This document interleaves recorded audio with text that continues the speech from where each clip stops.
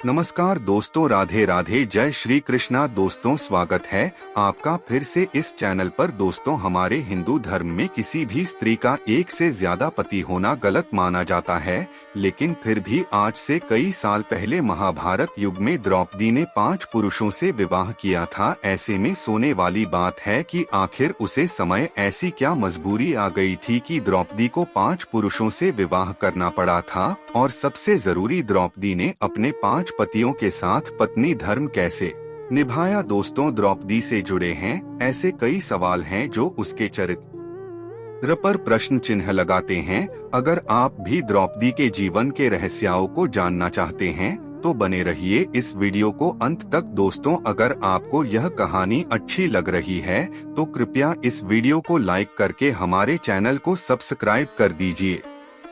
दोस्तों, महाभारत के अनुसार द्रौपदी के जन्म से पहले द्रौपदी के पिता राजा द्रुपद और गुरु द्रोणाचार्य के बीच घनघोर युद्ध हुआ था। इस युद्ध में गुरु द्रोणाचार्य ने राजा द्रुपद को हराकर उनके आधे राज्य पर कब्जा जमा लिया था। युद्ध में हारे हुए राजा द्रुपद ने गुरु द्रोणाचार्य से बदला लेने के लिए पुत्र प्रताप की इच्छा से एक विशाल यज्ञ का आयोजन किया। उसे वक्त यह निक्की बेदी के मध्य भाग से एक पुत्र के साथ साथ अत्यंत सुंदरी कुमारी कन्या भी प्रकट हुई। उसे कन्या के नेत्र कमल के समाज, बाल घुंघराले और उसका रंग सांवला था। ब्राह्मण ने जब उसे दिव्या कन्या को देखा तो उन्होंने कहा, यह कन्या रूपवान होने के साथ साथ कृष्णा की है, इसलिए उसका नाम कृष्णा होगा। दोस्तों, द्रौपदी इसलिए भी द्रौपदी कहलाए क्योंकि उसका जन्म राजा द्रुपद की पुत्री के रूप में हुआ था। दोस्तों, राजा द्रुपद के मन में द्रोणाचार्य के प्रति जबरदस्त नफरत की भावना थी और अपनी इन्हीं नफरत के भाव को उन्होंने द्रौपदी के मन में भी बचपन से कूट कूट कर भर दिया था। द्रौपदी भी राजा द्रुपद की तरह बदले की आग में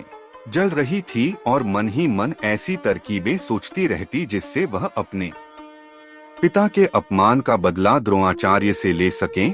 लेकिन द्रोणाचार्य हस्तिनापुर राज्य के संरक्षण में थे। द्रोणाचार्य को निशा दिखाने के लिए राजा द्रुपद को एक शक्तिशाली गठबंधन की आवश्यकता थी। इसलिए जब द्रौपदी विवाह के योग्य हुई तो राजा द्रुपद ने द्रौपदी के स्वयंवर का आयोजन किया। हालांकि कृष्णा जानते थे कि धर्म की स्थापना के लिए द्रौपदी का विवाह अर्जुन से होना जरूरी है, इसलिए द्रौपदी के स्वयंवर के पहले से ही वह राजा द्रुपद के महल में आकर रहने लगे थे। कहा जाता है इस दौरान द्रौपदी की भगवान कृष्णा से काफी अच्छी मित्रता हो गई थी। यहाँ तक कि द्रौपदी ने भगवान कृष्णा से विवाह करने की इच्छा भी जाहिर की थी, जिस पर श्री कृष्णा ने यह कहते हुए माना कर दिया था कि वह सिर्फ ऐसी स्त्री से ही विवाह करेंगे जो उनके लक्ष्य के प्रति पूरी तरह समर्पित होगी, यानी धर्म की स्थापना के कार्य में उनका पूरी तरह से साथ देगी। उसे स्त्री की कोई भी सया या राजनीतिक मंशा नहीं होनी चाहिए। कहते हैं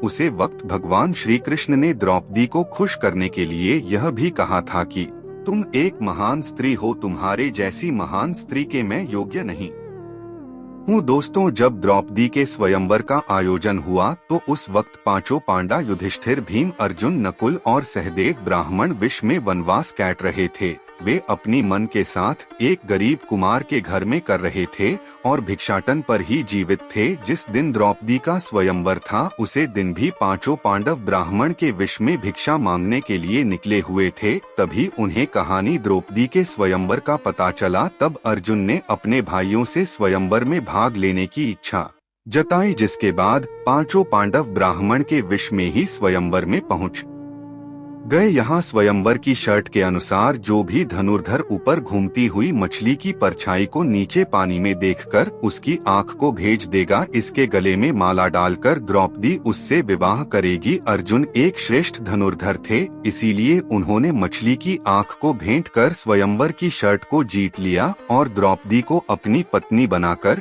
उसे अपने साथ अपने आश्रम ले आए। अब यहाँ आप में से भूतों के मन में यह सवाल आ रहा होगा कि जब स्वयंवर में द्रौपदी को अर्जुन ने जीता था और द्रौपदी का विवाह अर्जुन से हुआ था, फिर वह पांडवों की पत्नी कैसे बने।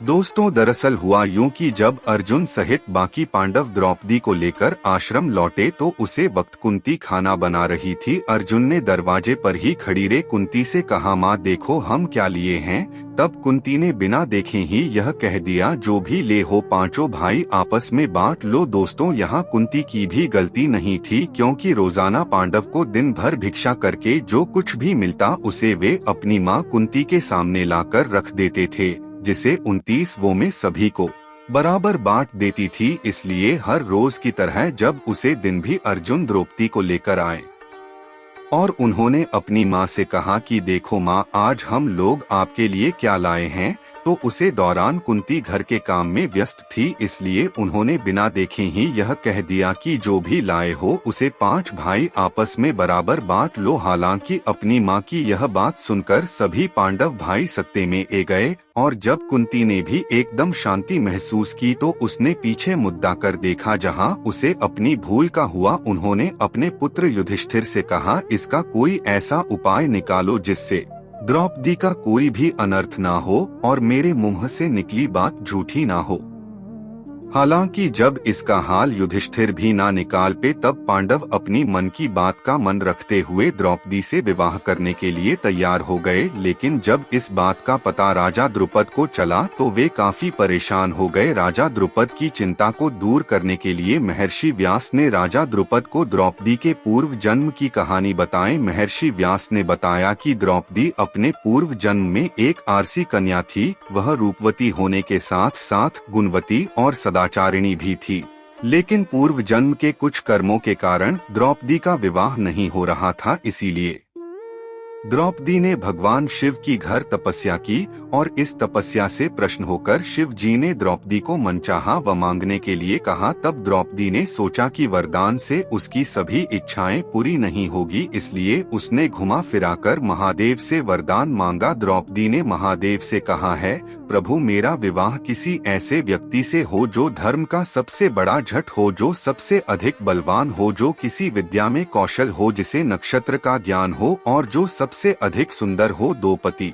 ने चालाकी दिखाई हुए यहाँ 5 वरदान को एक वरदान बनाकर मांगा। हालांकि महादेव द्रौपदी के माँ की बात को समझ गए थे, लेकिन उन्होंने द्रौपदी को पहले ही मनचाहा वरदान देने का वचन दे दिया था। इसलिए महादेव ने द्रौपदी से कहा कि तेरी चालाकी को मैं भाले भांति समझ चुका हूँ, इसलिए अब तुझे अगले जन्म में 5 पति मिलेंगे। यह सुनकर द्रौपदी चिंतित हो जाती है और महादेव से प्रार्थना करते हैं कि है प्रभु, मैं आपकी कृपा से केवल एक ही पति चाहती हूँ। इस पर शिव जी ने कहा, मेरा वरदान व्यर्थ नहीं जा सकता, इसीलिए तुझे 5 पति प्राप्त होंगे। भगवान शिव के वरदान स्वरूप द्रौपदी को इस जन्म में 5 पति प्राप्त हुए हैं। दोस्तों, इस कहानी को सुनने के बाद राजा द्रुपद अपनी बेटी द्रौपदी का विवाह 5वां पांडवों के साथ करने को राजी हो जाते हैं। हालांकि द्रौपदी अभी भी 5 पांडवों से विवाह करने को तैयार नहीं थी,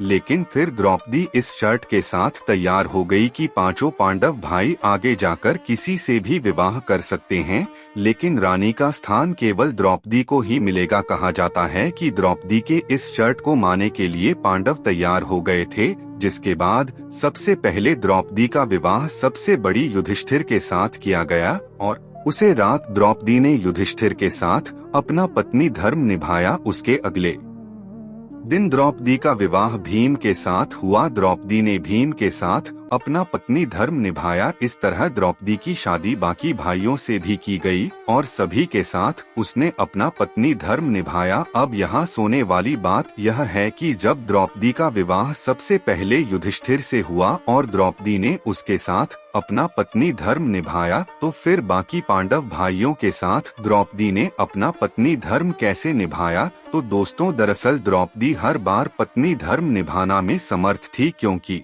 द्रौपदी को महर्षि वेद व्यास से आजीवन कौमार्य यानी कुंवारेपन का आशीर्वाद मिला था। इसलिए जब भी द्रौपदी पांडवों में से किसी एक भाई के साथ समय बिताने के बाद दूसरे भाई के पास जाती थी तो द्रौपदी वापस से कुंवारी हो जाती थी। कहते हैं पांचों पांडव की विवाह के बाद एक दिन देवरा से नारद पांचों पांडवों से मिलने आए और पांडवों के भविष्य को लेकर चिंता जताते हुए धर्मराज युधिष्ठिर और अन्य पांचों पांडवों से कहते कि द्रौपदी तुम 5 भाइयों की पत्नी हो, इसलिए तुम लोगों को द्रौपदी को लेकर नियम बना लेना चाहिए कि कौन भाई कितने वक्त तक द्रौपदी के साथ समय व्यतीत करेगा। नारद मणि की यह बात सुनकर धर्मराज युधिष्ठिर नारद मणि से कहते हैं कि है प्रभु, हम पांचों भाइयों में आज तक कभी भी द्रौपदी को लेकर कोई मनमुटाव नहीं हुआ और फिर मुझे पूरी उम्मीद है कि भविष्य में भी हमारे बीच ऐसा कुछ नहीं होगा, लेकिन हम आपकी बात नहीं टाल सकते, इसीलिए मैं द्रौपदी को लेकर आज ही नियम बनाऊंगा। महर्षि नारद के जाने के बाद धर्मराज युधिष्ठिर नियम बनाते हैं कि द्रौपदी हर साल पांडवों में से किसी एक के साथ ही समय व्यतीत करेंगे, यानी द्रौपदी 1 साल तक केवल एक पांडव की पत्नी बनकर रहेगी। साथ ही जीत समय द्रौपदी अपने कमरे में किसी एक पांडव के साथ होगी, उसे वक्त उनके कमरे में कोई और पांडव प्रवेश नहीं। यदि कोई पांडव गलती से भी इस नियम को तोड़ देता है तो उसे सजा के तौर पर 1 वर्ष के लिए वन में जाकर ब्रह्मचर्य का पालन पूर्ण करते हुए बिताना होगा। दोस्तों, कहा जाता है कि एक बार अर्जुन एक ब्राह्मण की मदद के लिए ना चाहते हुए भी द्रौपदी के कमरे में प्रवेश कर जाते हैं। उसे वक्त द्रौपदी अपने कमरे में धर्मराज युधिष्ठिर के साथ होती है। हालांकि अर्जुन धर्मराज युधिष्ठिर का नियम धर्म का पालन पूर्ण करने के लिए तोड़ रहा था, लेकिन फिर भी अर्जुन युधिष्ठिर की बात का मन रखते हुए वनवास चले जाते हैं। दोस्तों, आज भले ही लोगों के बीच बर्थडे छोटे का लिहाजा नहीं है, लेकिन द्वापर युग में अपनों से बड़ों की बात का मन रखना हर इंसान का कर्तव्य होता था और इसलिए पांचों पांडव ने धर्म के मार्ग पर चलते हुए हमेशा अपने बद्धिदों की बात का मान रखा। तो दोस्तों, उम्मीद करता हूं कि आप सभी भक्तों को यह वीडियो अच्छी लगी होगी। वीडियो अच्छी लगी हो तो वीडियो को लाइक करें, चैनल पर पहली बार आए हो तो सब्सक्राइब करें। तो दोस्तों, फिर मिलते हैं आप सभी से अगली वीडियो में, तब तक के लिए आप सभी को धन्यवाद।